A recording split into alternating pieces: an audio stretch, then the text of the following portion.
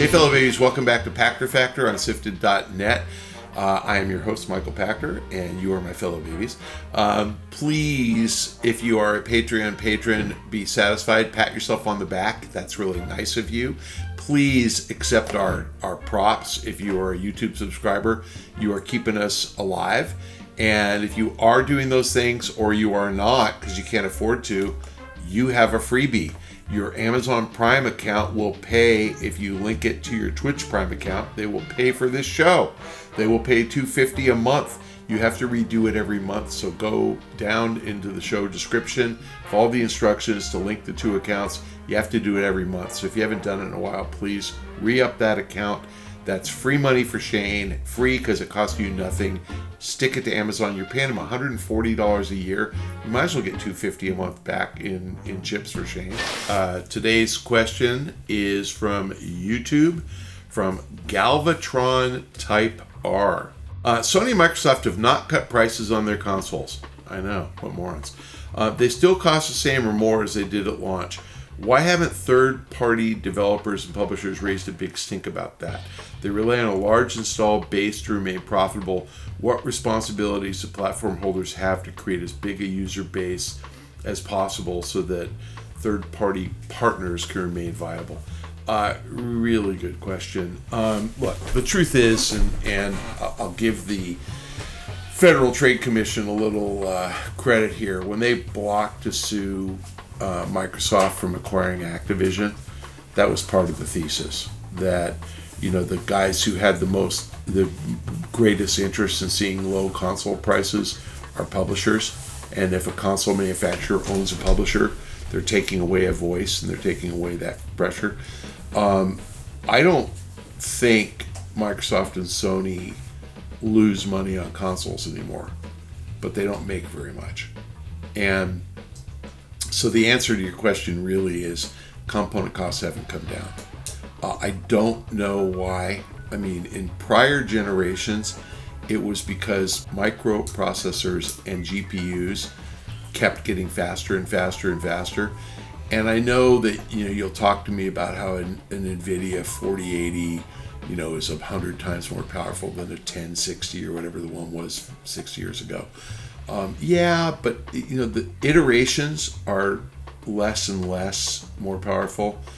And the stuff that's inside an Xbox and a PlayStation, they're just not coming down in cost, period.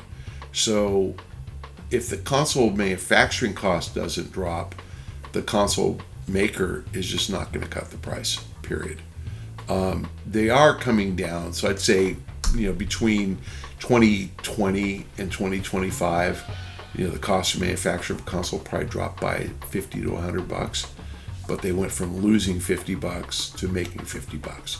So they just don't have an incentive, and no one's going to pressure them to lose money on every console sold. Microsoft and Sony just don't make that much money from royalties to offset it. I mean, they make enough, but, you know, they're just not as profitable as they've been in the past. So I think the right takeaway is, you know, we didn't really need a next-gen console as quickly as we got one, and we aren't going to need one in 2026, which is probably when we're going to get one. And each successive iteration, fewer and fewer people buy them because they don't see the difference. The PS4 Pro and the PS5 were comparable in output. They were good enough, and PS4 Pro was good enough. It's really good on a PS4 Pro, and it's better on a PS5. It'll be better on PS6, but if you can't see it, you're not going to spend the money. And so you have these console manufacturers who think that they should just make a new one every 6 years because the old one's obsolete, but then you don't have people lining up to buy them, especially Xbox. You know, I know Sony bragged about how they're selling more PS5s than they sold PS4s. They're at 75 million after 4 years. That's not particularly impressive. It's okay. I honestly think the way you sell more consoles is cut price. The way you cut price is get your component costs down. And that formula doesn't work when component costs remain stubbornly high.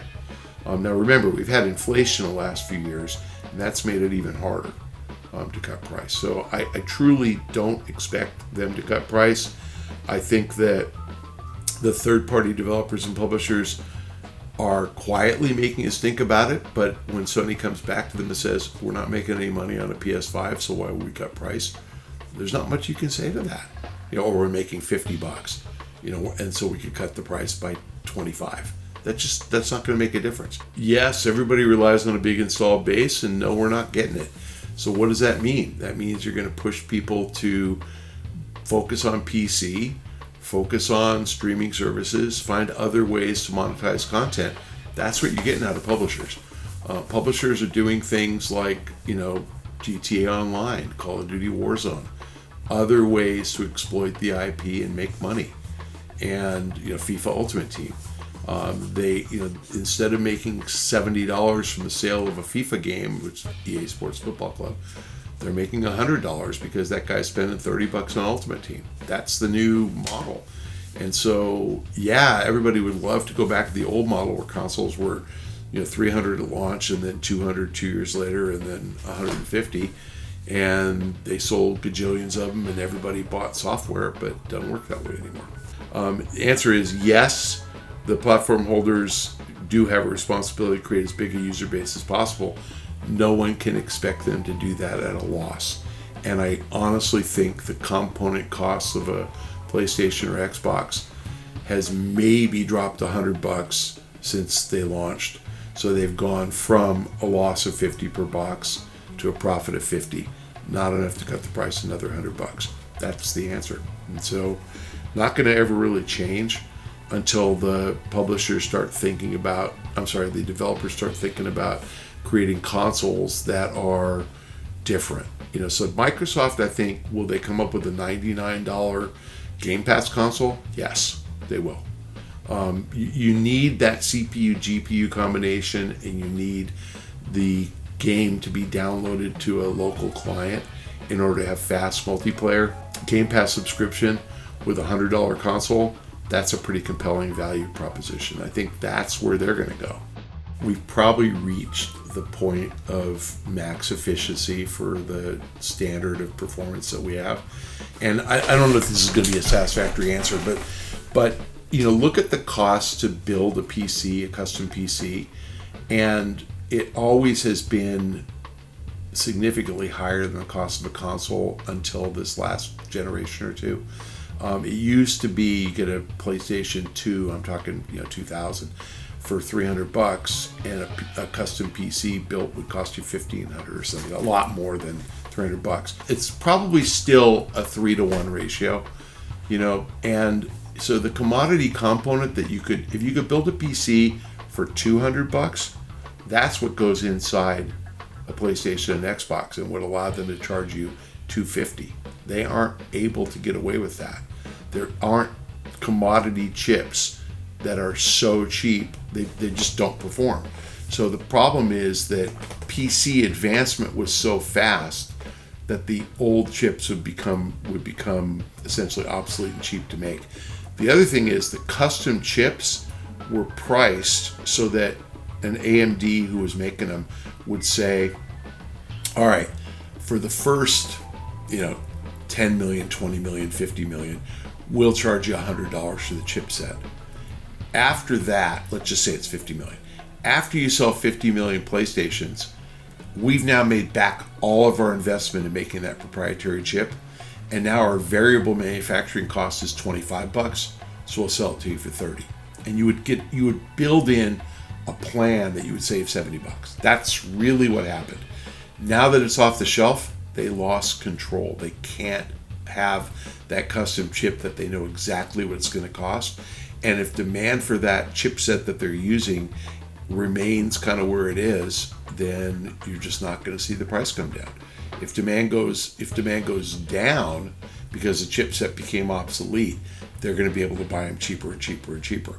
I mean, if you think about an NVIDIA chipset, and I think somebody said they're like $40,000 now for the top, AI chip.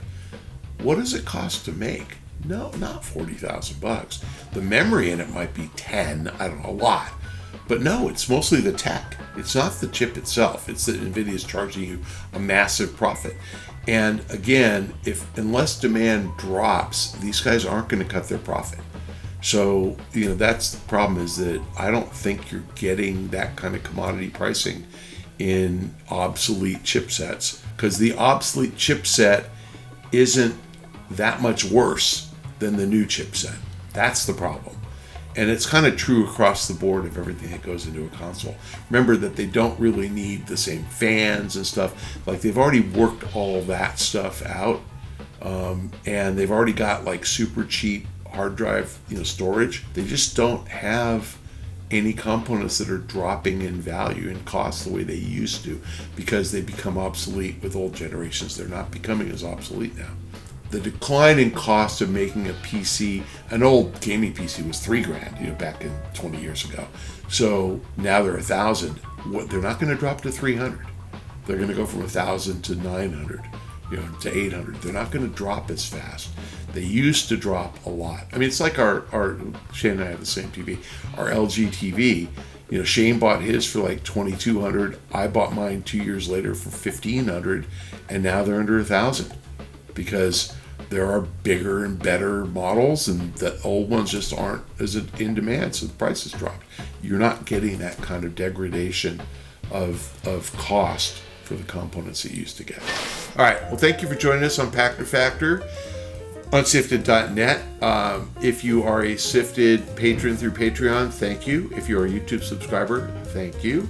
If you have remembered to link your Twitch Prime account to your Amazon Prime account, thank you. If you haven't done that, please try to do it again. You got to do it every month. Check the instructions on how to do so in the show description below. It's 3 clicks. Do it. Link them. Shane gets paid. It costs you nothing, and you've already paid for it, so make it happen. Fellow babies, I'm going to be out. I'll see you guys in a week.